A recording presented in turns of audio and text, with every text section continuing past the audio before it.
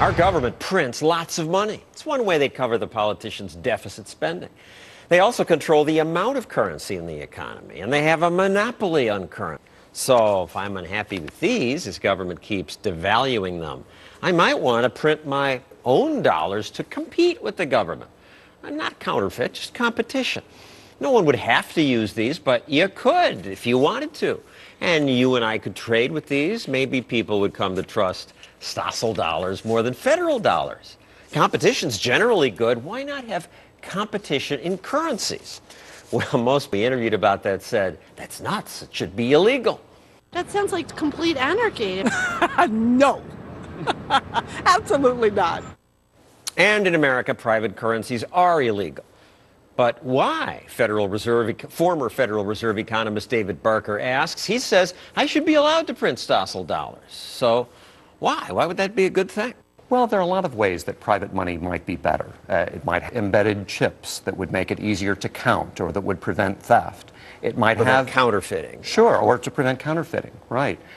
You might have advertising on currency, as has happened in the past when we had private competing currency. Yeah, we have some examples of that. I mean, in the late 1700s, there was a shortage of coins in parts of Great Britain, and a businessman who sold iron and tin made these coins, which advertised his business.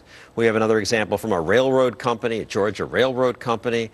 This became illegal in 1864, and we generally assume that government's very careful about preserving the value of the dollar. It was news to me researching this segment that FDR adjusted the value of the dollar from his bed based on things like his lucky number. That's true, and he at one point was asked how he picked the change in the price of gold that day, and he said, I think he changed it by 21 cents because 7 was a lucky number and 21 was 3 times 7. And at the time, gold varied from about $20 to $35 per ounce of gold, and it was fairly arbitrary. In his diary, Secretary of the Treasury under FDR wrote, if anybody ever knew how we really set the gold price through a combination of lucky numbers, they'd be frightened. Right. Well, this is some people have been advocating a gold standard, but a gold standard really is just another government-mandated money. And the government might be, it's often been too rigid under a gold standard and it has caused economic problems. It's often also been too loose and too arbitrary. And when it's too loose, you get rampant inflation. I have a bill from Zimbabwe here. This is a $100 trillion bill. Because how does this happen? Well, when the government wants revenue, it can print more money. And there's a limit to how much profit it can take because in the limit you get hyperinflation. Now, that's never happened in the case of private competing currencies and all of those instances in world history where we've had it. We haven't had rampant runaway inflation, but we have many examples of that under government monopoly money. On the other hand, there are some experiments going on. There's something called Bitcoin, which is an electronic money that some people are experimenting with. The legal status is a bit unclear, but it's a very interesting experiment. There are Ithaca dollars. People are using Bitcoins to buy marijuana illegally because they can't be traced as easily. True.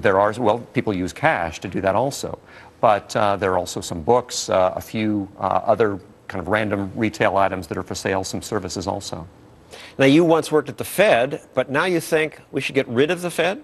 Well, the Federal Reserve isn't the first agency of government that I would get rid of. I enjoyed working at the Fed. I think the people there are brilliant and well-meaning.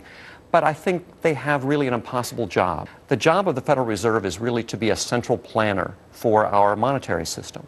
And one thing we've learned over the last several decades is that central planning doesn't work as well as markets. And I think there are all kinds of ways that what the Federal Reserve does could be privatized and that would be more efficient. I remember when Newt Gingrich was in some debate, he was saying, well, central planning doesn't work, but we need a central bank.